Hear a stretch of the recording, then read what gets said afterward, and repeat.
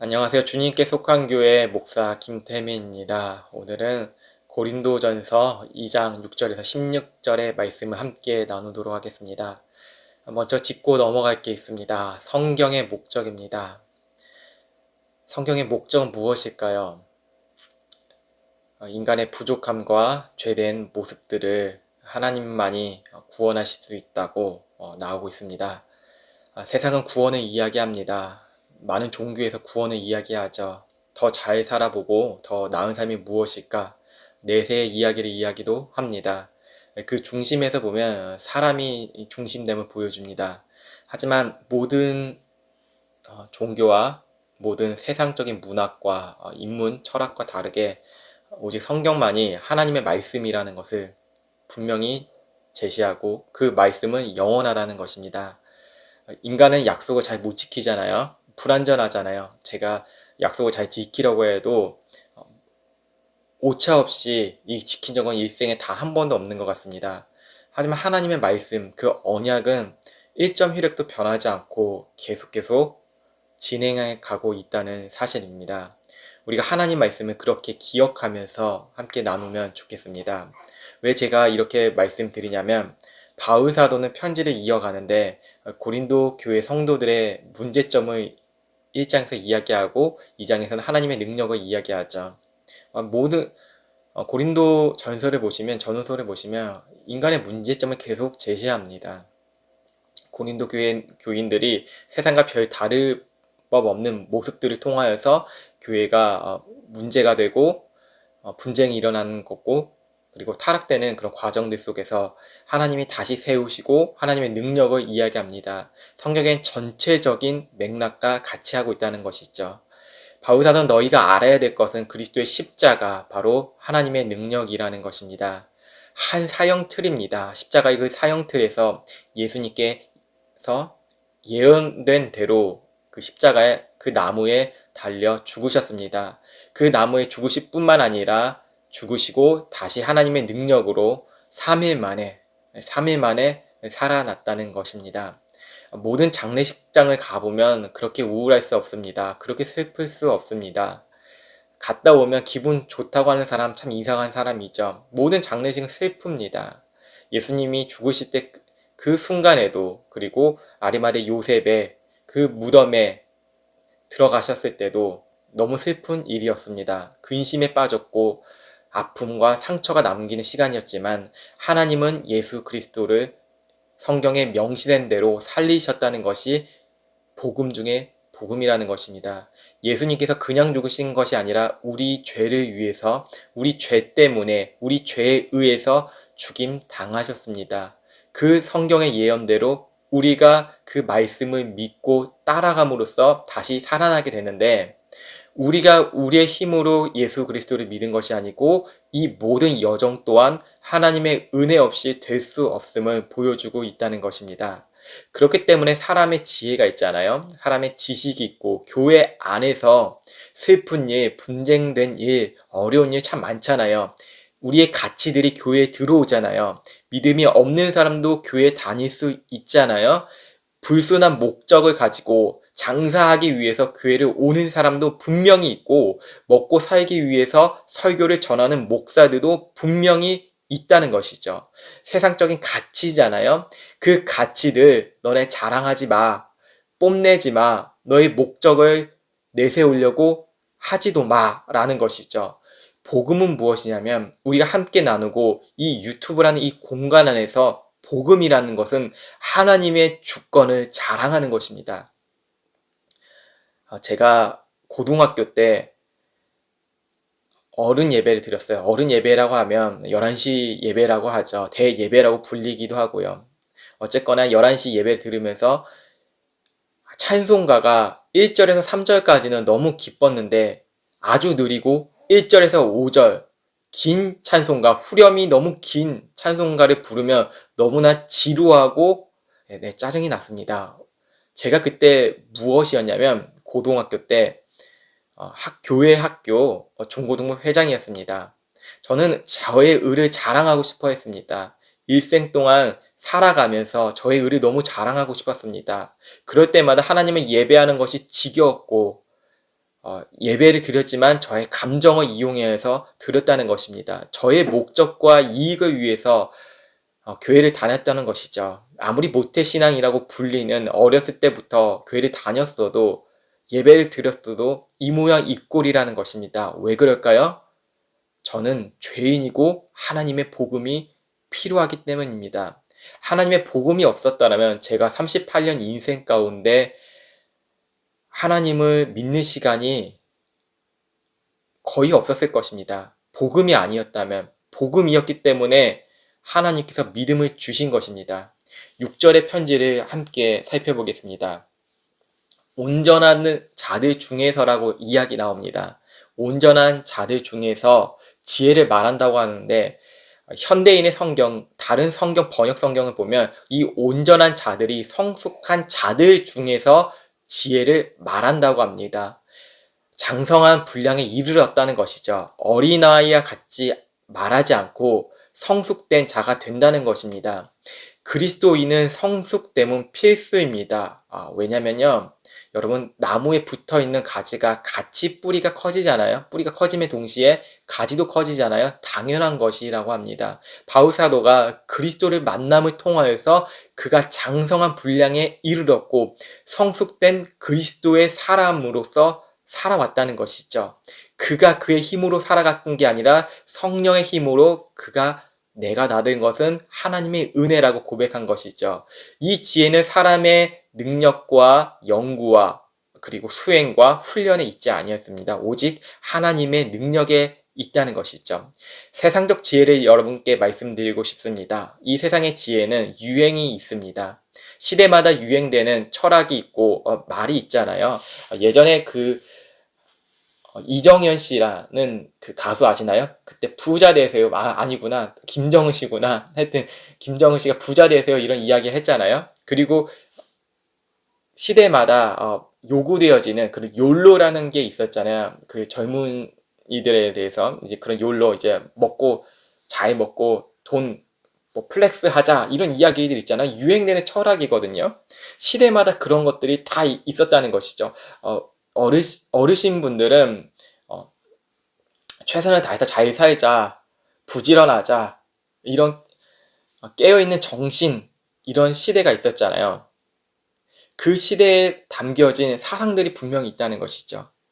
하지만 하나님의 지혜가 있잖아요. 하나님의 지혜는 이 세상의 지혜와 다릅니다. 비교할 수가 없죠.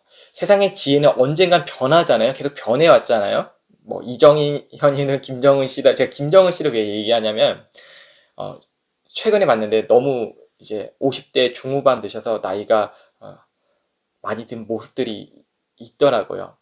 참 안타깝더라고요. 그때 그 리즈 시절 예쁘실 때 말했던 그 광고들 그런 파리의 여인인가요? 연인인가? 그런 거 있잖아요. 그런 영화 찍으시고 그럴 때 정말 어렸을 때 정말 미인이셨는데 진짜 나이 드니까 참 고운 것도 헛되고 이게 참 성경의 말이 참 맞구나. 여호와를 경외하는 것이 최고라는 것을 깨닫게 되는데요. 하나님의 말씀, 여호와 하나님의 경외하는 그 영원한 말씀을 우리가 바라보는 게 정말 중요하는데 그 말씀이 변치 않기 때문입니다. 100년 전에도 하나님 말씀은 그대로였고요. 200년 전에도, 300년 전에도 그렇죠. 세상은 변하잖아요. 교회 사람들 생각 변하고 있잖아요. 교회 사람들도, 교회 다니는 사람들 세상에 영향 받잖아요. 과거를 막 자랑하는 사람들도 그렇게 과거처럼 못 살잖아요. 똑같다는 것이죠. 사람은 변하고 이 세상의 만물은 변화도 주의 말씀은 변하지 않는다는 그 고백입니다. 하나님의 지혜는 시대에 따라 결코 변하지 않습니다. 왜 그런지 아세요? 하나님의 지혜는 진리이기 때문입니다. 진리. 절대적이라는 것이죠. 이 원칙을 갖고 있습니다. 절대적으로 변치 않았기 때문에 영원한 노래가 될 수 있어요. 우리가 찬양을 하잖아요. 제가 찬양을 이렇게 하면서 곰곰이 생각해 보니까 성경과 맞지 않는 찬양들, 하나님의 말씀과 그 말씀을 따르는 찬양이 아닌 것들이 너무 많더라고요. 제가 예전에 어떤 교수님이 CCM과 이런 인본적인 복음송이 너무 많다고 이야기하시더라고요. 그때는 이거 뭐 찬양 메들리 좋고 뭐 하나님 이야기 나오고 예수님 이렇게 하는데 좋지 뭐 이런 식으로 생각했는데 하나님의 말씀, 이 변치 않고 영원한 진리의 말씀을 이게 계속 묵상하고 바르게 보려고 하니까 인문적인 사람 중심인 찬양이 너무 많더라고요. 사람을 즐겁게 하고 사람의 감정을 취하게 하고 사람의 마음만을 위로하고 이 멜로디로 그런 것들이 너무 많아서 우리의 마음을 변할 수 없게 우리의 마음을 가로막는 이런 교묘한 제가 CCM 전체를 부정하는 거 아니에요. 이 최신 이 기독교 음악 부정하는 건 아닌데 그러한 가사들 신학적이지 못한 것들 검증되지 않는 것들이 너무 많더라고요. 그 이유가 무엇이냐면 예배가 쇼로 변질됐기 때문에 하나님의 말씀을 가볍게 취급했기 때문에 이런 일이 발생돼요. 하나님의 지혜가 아닌 세상적 가치 CCM 가수들도 이거 비판하는 모습이 있겠지만 세상적 소속사와 비슷하게 그것보다 더 심하다는 그런 CCM 가수들의 이야기도 들어봤어요. 제가 그 이유들은 고린도 교회 사람들과 비슷한 면목을 가지고 있다는 것이죠. 여전히 사람은 변치 않구나. 죄는 변치 않구나. 그리고 죄는 변치 않는데 하나님의 영원한 말씀도 변치 않는다는 것을 우리가 좀 기억해 보셨으면 좋겠어요. 하나님의 지혜가 숨겨져 있다고 합니다. 숨겨져 있습니다. 숨기셨다는 것은 인간의 노력으로 찾을 수 없다는 것입니다. 다른 종교들 있잖아요. 제가 계속 다른 종교 얘기하냐면 비교할 수밖에 없어요. 왜냐하면 하나님의 능력을 드러내야 되기 때문에 다른 종교들은 열심히 하라 그러잖아요. 신을 열심히 섬겨라. 사람은께 착한 일 해라. 도덕적으로 잘 살으라. 우리는 여기에 뿌리를 근간에 두지 않잖아요. 인간의 뿌리를 두지 않고 그리스도께서 하신 일들 우리가 그분으로 붙어 있음을 통하여서 맺는 그 공급받은 힘으로 우리가 하나님의 일을 하고 도덕적으로 더 뛰어난 모습을 보여줄 수 있는 게 하나님께서 주시는 힘이라는 것이죠. 마찬가지로 하나님께서는 사람들에게 숨기셨다는 것은 인간이 찾을 수 없다는 것이죠. 오로지 하나님께서 작정하신 그 자녀들을 하나님께서 일하신다는 것이죠. 창조가 하나님의 절대적인 일이었듯이 구원도 전능하신 하나님의 절대적인 일이라는 것을 기억하셨으면 좋겠어요.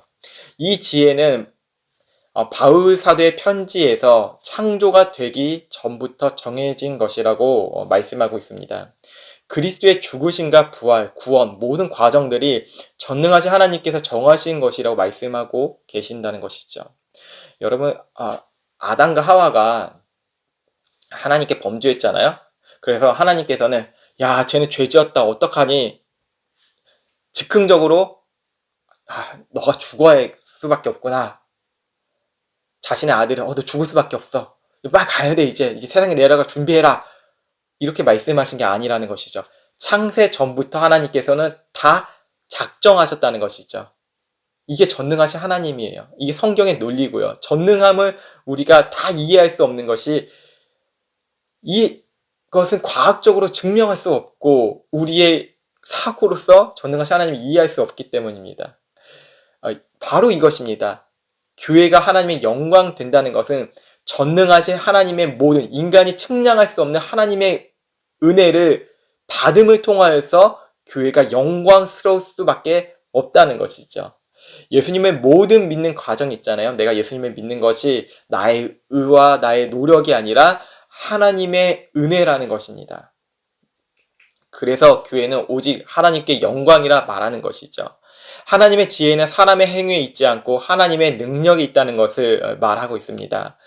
그래서 그 어느 누구도 교회의 주인이 될 수 없습니다. 세상 사람들은 이렇게 이야기하죠. 목사들이 교회의 주인 아니냐라고 말하잖아요. 교회 안에서도 목사님이 제일 높은 분이시지 이렇게 생각하시는 분이 계신데 교회는 수평적인 곳입니다. 목사는 하나의 직분으로서 말씀으로 섬기는 일을 감당할 뿐이죠. 그래서 목사의 설교도 최선을 다해야 되고 그리고 장로의 직분도 최선을 다해야 되고 권사의 직분, 집사의 직분 그리고 초신자가 되는 서리 집사나 권찰님 다 최선을 다해야 됩니다. 우리의 최선은 우리에게 있지 않고 하나님 앞에 있기 때문에 주일학교라고 불리는 아주 작은 아이들조차도 하나님 앞에서 찬양하고 예배함이 다 수평적인 관계의 교회의 하나의 밴드로 이어지고 있다는 것입니다. 그렇기 때문에 하나님의 말씀으로 교회가 영원하게 되지 목사 중심이 되는 것이 아니고 어느 특정한 일을 잘하는 사람이 있다, 주목받는 사람이 교회를 이끌어가고 있다, 그 소수의 사람으로 교회가 이끌어갔다는 그런 생각을 절대 하시면 안 됩니다. 교회는 하나님이 이끄시는 곳입니다. 누가 주목받는 곳이 아니라는 것입니다. 바로 고린도 교회에서 이야기하고 있는 것입니다. 여러분 이해 가시죠? 세상의 지혜는 이 지혜에 대해서, 하나님의 지혜에 대해서 알지 못합니다. 그 지혜를 알지 못하였기 때문에 바울 사도는 영광의 주를 세상 권력자들이 죽였다고 하는 것입니다. 지금도 예수님을 알지 못하는 많은 사람들이 기독교를 욕하고 있잖아요. 기독교를 비판받는 부분은 분명히 있지만 예수 그리스도 죽었다가 다시 3일 만에 부활하신 하나님의 능력까지도 부인하고 있다는 것입니다. 그렇기 때문에 지금도 모욕하고 영광의 주님을 욕하고 있는 것입니다. 교회 안에서 분쟁과 갈등이 일어나는 것도 비슷합니다. 세속적 가치가 고린도 교회 안에 들어왔잖아요. 우리 안에도 계속 세속적 가치들이 몰려옵니다. 하나님의 지혜보다는 세상적 가치를 가지고 모여있을 때 문제가 생기는 것이죠. 세상적인 지혜와 가치는 자기 존재를 드러내는 것입니다. 무엇이라고요? 자기 존재를 드러내는 것입니다.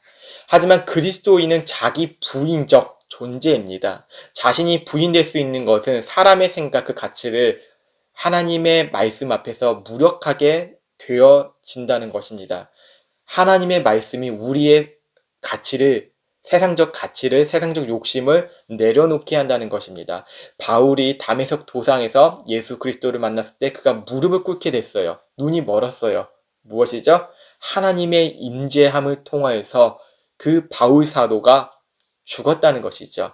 바울 사도가 나는 죽노라, 내 스스로 죽노라가 아니고 하나님의 임재함을 통하여서 바울 사도가 죽었던 것이에요.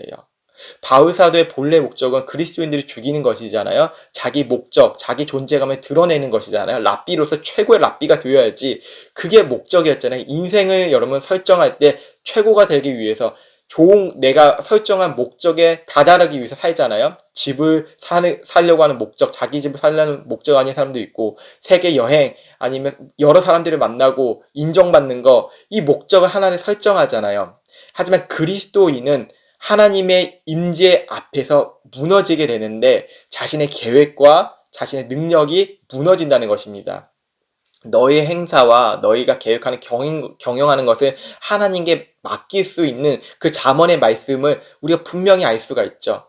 우리의 행사를 주님께 맡길 수밖에 없는 게 하나님의 임재함을 통하여서 하나님의 계획 속에서 우리가 살아갈 수밖에 없다는 것입니다. 우리가 저항하려고 해도 나 하나님 안 믿을 거야, 그런 사람들조차도 하나님의 임재함을 통하여서 믿게 되는 것이죠. 내가 하나님 안 믿는 거야, 내가 믿어볼 거야, 어차피 한번 믿어보자 하는 사람들은 도덕적으로 믿는 사람들이 많은데, 하나님의 진짜 은혜가, 하나님의 임재가 임하게 되면 바울 사도와 같이 자기가 계획했던 그리스도인들이 죽이려고 하는 계획이 내려지고 하나님의 계획으로 그가 이끌어 당함을 받는다는 것입니다. 그래서 우리의 길은 개척을 하지 않는 것입니다. 무엇이라고요? 우리의 길은 자기 스스로 개척을 하는 것이 아니라는 것입니다. 개척교회는 비난하는 게 아니고요, 비판하는 것이 아닙니다. 자기의 길을 개척하지 않습니다. 자기가 개척하면 자기의 이권 때문에, 자기의 그 목적 때문에 삶이 힘들어져요. 무게가 더 느껴진다는 거예요. 예수 믿는 가장들이 있잖아요. 많이 힘들잖아요. 예수 믿는 가장으로 사는 거 너무나 힘들어요. 정말 그래요. 예수님 믿는 가장이 된다는 건 너무 힘드는 거예요. 가정을 이끌어가는 거. 무게가, 짐이 많아진다는 것이죠. 예수 믿는 가장이 되면 그리스도인이 되는 거잖아요. 그때 하나님께 맡기는 삶이 있어야 되는데 그게 하나님의 은혜가 나에게 주어질 때입니다. 하나님의 은혜가 값없는 것이 아닙니다. 값 싸구려가 아니고 값을 비교할 수가 없죠. 하나님이 하신 일, 주목하는 삶, 하나님이 하신 이 성경에 비추어지잖아요. 그러면 나의 안에 있는 그런 무게들이 내려가요. 내가 부인 되거든요. 내가 가장이 아니구나, 내가 가정의 주인이 아니구나, 하나님이 주인이시구나, 이거 인정하게 된다는 거예요. 교회의 집은 누구라고요? 하나님이 교회의 집이잖아요. 하나님이 주인이시잖아요. 목사가 교회의 주인이 아니고, 장로가 교회 주인이 아니고, 총회장이 주인이 아니잖아요. 교회는 하나님의 집이며 하나님께서 일하시는 장소입니다. 우리는 움직이는 교회이기 때문에 가장이 되어서도 하나님이 우리의 대장 되시고 우리 가정을 책임져 주신다는 것이죠. 그 일들은 내가 부인 되어진다는 것이, 자기 부인. 이것은 어떠한 일들을 통하여서 내가 자기 부인이 되어지냐면 하나님의 지혜로 성령님이 밝혀주셔야 합니다. 오늘 본문의 맥락이 계속 이어져 가요. 이게 풀이하는 거예요, 여러분께. 성령님께서 밝혀주셔야지 이 성경이 이해가 돼요. 여러분의 감정과 여러분의 기분을 행복하게 해줄 수 있는 설교를 분명히 하는 사람들도 많고 저도 그래 왔습니다. 하지만 여러분, 제일 중요한 것은 이 하나님 말씀을 성령께서 조명해 주셔야 돼요. 여러분의 그 음침한 그런 생각들 있잖아요. 그거 가지고 예배드리러 나올 때도 있잖아요. 아주 깊숙이 있고요. 성령께서는 하나님의 깊은 곳까지 통달하시는데 인간도 자기 마음을 자기가 알잖아요. 그 부분까지도 전능하신 하나님께서 성령님을 통해서 우리의 모든 것을 진단해 주시는 거예요. 그리고 그 진단한 것을 깨끗게 십자가의 보혈로 씻어 주시고 치유해 주시고 바꿔 주신다는 것이죠. 그래서 우리는 성령의 조명하심을 따라 그분만을 의지하고 그분만을 사랑한다는 것입니다. 우리는 많이 알고 있는 사람들을 경외하고 신뢰합니다. 농경사회에서는 어르신들의 공경을 많이 했잖아요. 그분들의 지혜를 생각해보고 그리고 그 지혜를 들으려고 했죠. 현대사회에서는 산업화가 되고 과학기술이 발전했잖아요. 요즘에는 사람이 이제 안내하는 것보다 내비게이션, 그리고 AI, 그리고 GPT라고 하죠. 그런 검색 엔진 있잖아요. 검색하는 거. 그것을 유튜브에 있는 사람들을 더 전문적으로 그 사람을 신뢰하고 의지하기 시작하였다는 것이죠. 하지만 이 세상의 모든 것들은 좀 많이 속이는 것 같아요. 제가 어제 중고차에 제 차를 팔았을 때도 이렇게 후려치는구나. 그냥 알면서 좀 준다고 해야 될까요? 저도 좀 약간 엊그저께 중고차 팔면서 약간 그런 생각을 하고 매입하면서 그랬는데, 제 중고차에 담배 냄새가 그렇게 배겨 있는지 좀 알았는데 그거 얘기 안 해줬어요, 저에게. 아니, 당연히 팔아야 되니까. 이게 사람의 말을 이제 또 이제 그 사람들이 전문가 있잖아요. 그 사람들 세상은 우리를 속이려고 해요. 여러분, 관계 속에서 있잖아요. 누군가를 믿었잖아요. 내가 저 사람 저렇게 믿었는데 나를 어떻게 상처 줄 수가 있지? 그렇습니다. 사람의 마음은 죄가 너무 크기 때문에, 죄밖에 없기 때문에, 죄 덩어리 그 존재이기 때문에 늘 속이고 자기 이익을 편취하려고 해요. 우리가 사람들끼리 모였을 때도 마음이 없는 말 하잖아요. 어머, 너무 잘생겼다. 제가 제일 재밌는 게 무엇이었냐면, 학교 다닐 때나 이제 대학교 때도 그러고 이제 여자분들이 이제 모여 있잖아요. 그리고 오랜만에 방학이 끝나고 이제 만나요. 근데 너 너무 예뻐졌다. 야, 왜 이렇게 예뻐졌어? 이렇게 이야기하는 거예요. 달라진 거 없는데? 근데 그 일주일 후에 다시 만났는데도 너 왜 이렇게 여기 눈 쪽이 되게 예뻐졌어. 근데 그런가? 아니, 남자들끼리는 이렇게 그런 게 좀 있긴 해요. 남자들만의 그런 거짓말이 있긴 한데, 여성들을 보면서 그렇게 이렇게 사람 좋게 했구나. 이게 남자들은 어떤 위계 사회 속에서 이 군대에 있을 때를 이렇게 남자도 이제 같이 디스해야죠.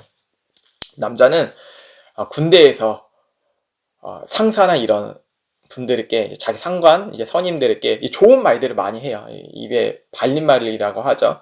그리고 이제 조직 사회다 보니까 이제 회사에서도 그런 일들을 벌이죠. 먹고 살기 위해서. 이게 결론은 이제 자기 이익을 위해서 사람은 이렇게 마음에 없는 말들을 한다는 것입니다. 그래서 우리가 어디 앞에 서 있어야 되냐면 하나님의 말씀, 하나님께서 이게 변치 않는, 그리고 이 말씀이 보존되어 있잖아요. 이 기록된 것들이 흩어지지도 않고 이 성경 66권이 최고의 말씀이라는 것입니다. 이 말씀이 변치 않는다는 거, 계속 이렇게 뭔가 꾸며낼 수도 없어요. 왜냐면 하나님의 말씀은 그냥 일반적인 종교 경전이 아니고 성령께서 조명하심을 통하여서 우리의 마음이 그 말씀을 통하여서 변하기 때문입니다. 제 김태민 목사라는 사람이 다른 말, 헛소리만 하면 이거 설교가 될 수 없고 그냥 학년의 강연에 아니면 설교를 가장한 자기 이익과 먹고 살기 위한 자기 명예를 위해서 말하는 한 말쟁이가 될 수밖에 없습니다. 하지만 저 같은 존재에도 하나님 말씀, 이 고린도전서 2장을 드러내야 되고 성령께서 조명하시면 여러분의 마음에 있는 깊은 곳이 드러나게 되는데 그럴 때 이렇게 이야기해요. 진짜 어떻게 살아야 될까 내가. 이 베드로의 설교를 이렇게 들었잖아요. 많은 사람들이 이제 우리가 어떻게 해야 될까? 우리가 어찌해야 할 거 그러잖아요. 어떻게 살아야 될까? 이게 나오는 거예요. 설교를 들으신 분들 중에 하나님의 성령께서 저의 목소리와 이 유튜브라는 이 공간을 통하여서 여러분에게 조명하시게 되면 어느 순간에 설거지를 하다가 어떻게 살아야 되지? 이게 나와요. 어떻게 살아야 되지? 그것도 성령 하나님께서 이끌어 주시는데 하나님의 말씀, 변치 않은 하나님의 말씀, 영원한 말씀을 보면서 가시면 돼요. 그게 바로 바울사도가 이야기한 주의 마음을 알아서 누가 하나님의 말씀을 가르칠 것인가 라는 것이죠. 16절에 보시면 누가 주의 마음을 알아서 주를 가르치겠느냐 이해 가시죠. 이제 모든 말씀이 그러나 우리가 그리스도의 마음을 가졌느니라. 제가 이 하나님 말씀을 전하기 전에 이번 주에 너무 몸이 아팠어요. 하루 이틀 3일 머리가 깨지면서 제가 남평생 처음으로 타이네로를 한 알, 두 알, 세 알, 네 알 이렇게 계속 먹었어요. 아침, 점심, 저녁, 새벽 이렇게요. 그리고 또 먹고 전화기 이번 주 설교 어떡하냐 제대로 준비 안 했고 이거를 또 설교를 또 준비했는데 또 마음에 안 드는 거예요. 그래서 제가 서론을 싹 갈아엎었어요. 근데 어떻게 하지 이제? 나는 어떻게 해야 될까? 그러면 성령께 좀 성령 하나님께 좀 더 의지하는 마음이 더 커졌더라고요. 이거 깨닫게 해주시려는구나. 내 힘으로 살 수 없는데 내가 설교 한번 잘해보겠다고 좀 그래야 보겠다고 여전히 나는 죄인이로구나 라는 생각을 다시 하게 되었습니다. 그래서 주님을 가르칠 수 있는 주님을 선포할 수 있는 그것은 바로 그리스도의 마음이라는 것입니다. 우리는 육에 속한 자로서 살아가는 것이 아니고 그리스도의 마음을 통하여서 이 말씀이 여러분에게 전달이 되고 여러분의 심령을 바뀌게 할 때 하나님께서 계속 여러분의 길을 지도해 주시고 인도해 주실 것입니다. 우리가 죽는 날까지 하나님의 나라에 가기 전까지 계속해서 우리가 하나님 말씀을 의존하면서 성령님의 조명하심을 바라보며 살아가는 우리 그리스도인 되었으면 좋겠습니다. 주님께서 여러분과 함께 해주시고 여러분에게 힘을 주시고 저와 여러분 연결되어 있지 않은 교회로서 연결돼 보이지 않는 이 연결된 고리를 통하여서 하나님께서 우리를 더 힘을 주실 것이라고 믿으며 확신합니다. 항상 여러분 가운데 하나님의 축복과 하나님의 은혜가 있기를 기도하며 나아가겠습니다. 기도하겠습니다. 하나님 말씀을 마쳤습니다. 하나님의 말씀을 전하면서 부족한 점이 있고 여전히 우리 마음속에서는 다른 생각이 몰려들 때가 많이 있습니다. 세상 근심과 걱정들 아직도 내가 주인이기 때문에 내가 판단하려고 하기 때문에 벌어진 일이라고 생각이 되어집니다. 하나님 우리 간구합니다. 정말로 간구합니다. 바울 사도에게 임했던 그리고 수많은 하나님의 사람들 모세와 다윗 우리가 말할 수 없는 요셉 하나님의 인도함을 받은 모든 사람들이 하나님의 조명하심을 통해서 일어나지 않았습니까? 우리가 그 하나님의 선하심을 맛보게 해주시고 타락하지 않고 더 주님을 깊이 묵상하며 살아가게 도와주시옵소서. 자랑하지 않게 도와주옵시고 자기 존재를 드러나지 않게 도와주옵시고 다른 사람들 정죄하지 않게 도와주옵시고 오직 주의 언약 안에서 주의 은혜에서 살아가는 하나님의 백성들 될 수 있도록 주님 위대한 축복을 우리에게 주시옵소서. 예수 그리스도의 이름으로 기도드립니다. 아멘.